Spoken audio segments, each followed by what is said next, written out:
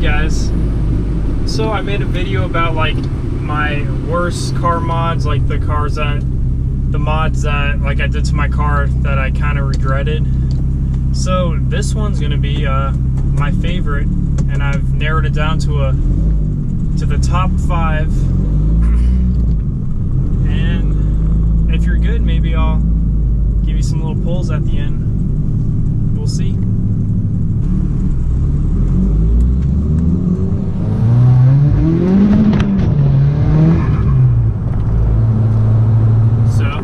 Start. This one's kind of like 2 in 1, but definitely the number one thing was the turbo upgrade. My first turbo was an integrated engineering KO4, and that thing was awesome. We got 380 to the wheels out of that, but that's at like maybe 5,000 RPMs because that turbo is so small, it just died up top. But I love that turbo. I was running full 85 1500cc water mouth injection. We really got the most out of that, and I beat a lot of cars just with that turbo. I just had to shift like at 6,000 RPM, like, because even up there it was dying quite a bit.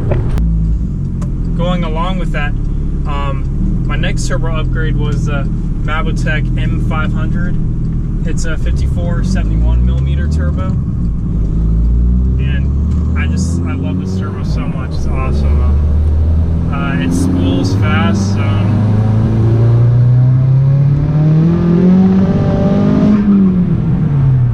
Right at like 3400.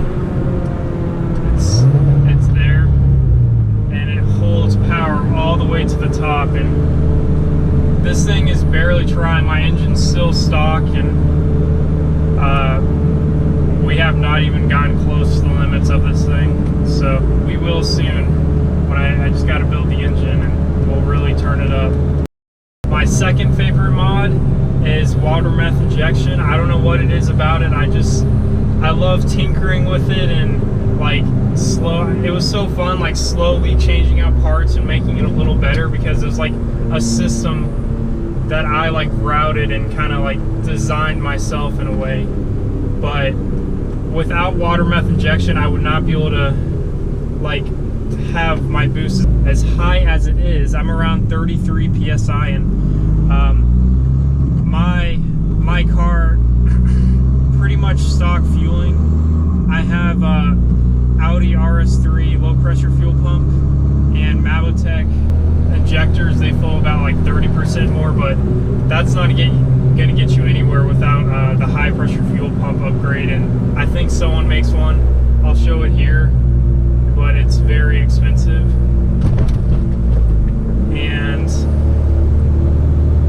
But yeah, just to get back to it, I love the water meth injection. It's awesome. And here's pictures of my intake valves. You can see how clean they are. Considering like these are what valves look like with 100,000 miles here, and it's just, the engine loves it. It cools the charged air. It's just a really fun system, and I love it, and the car loves it. Next mod, these ones aren't really in any kind of order. Just my first favorite two are turbo upgrade and water meth injection, but these next 3 are just kind of like runner-ups, I guess. And Diesel Geek short shifting kit, but it's a really nice kit. It's high quality. I had the Forge one before that, and it's not nearly as mechanical feeling as this one. This one you can just tell the parts are just such more like high quality. Like the fitment was just like perfect between like the moving pieces. I don't know, it's hard to explain, but you can look up the Diesel Geek. It's really nice, and it's easy to install. The adjustment's a little tricky, but just got to really get those cables pulled out before you, I mean, if you don't know what I'm talking about, like, but the Diesel Geek short shifter is a really good kit. I think that's probably the best one. Really makes your shifts feel like nice and notchy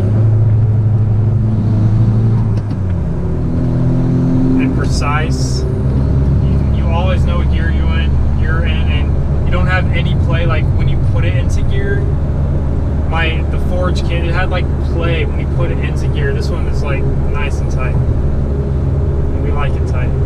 Next mod's gonna be the Mamo big brake kit. I bought the 4-piston just because I didn't need the 6-piston. I'm not gonna be autocrossing. I'm not gonna get these things terribly hot. I just like to drag race every once in a while. But yeah, these ones were such an upgrade. The initial bite is great, and then it seems like the hotter they get, like with the stock brakes, the hotter they get, the more and more they fade away. But these ones, they freaking love it.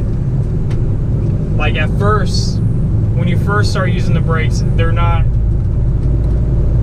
like they don't bite like that amazing, but after a few like little stops, like they're there, like they're warmed up and they're ready to go.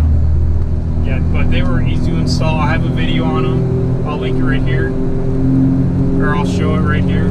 Yeah, go check it out. My last, and it probably is the most important mod, because with all those power mods, you're not going to get anywhere without a good custom tune. And I'm not talking about just the over-the-shelf tunes. I mean, those are all right for like a almost stock car. But if you do anything like different from those files that are just like for downpipes and intakes, you're gonna definitely want to get a custom tune and really wake your car up. I have the Mamo custom tune. Everything's Mamo. I mean, I'm a Mamo dealer, and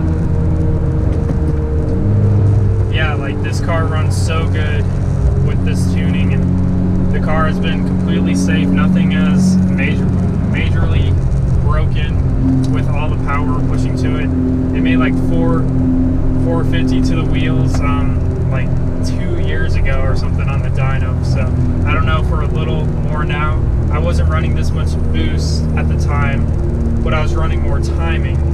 But apparently boost is safer than timing, so that's why timing's in a much safer area now than it was then. But yeah, tuning, very, very important. You gotta get yourself a good custom tune. It's Saturday right now. It's finally cooling off, right? Freaking too hot. Yeah, I'm in Florida. It's too hot here. I'm sure everyone else is. Let's get a little closer.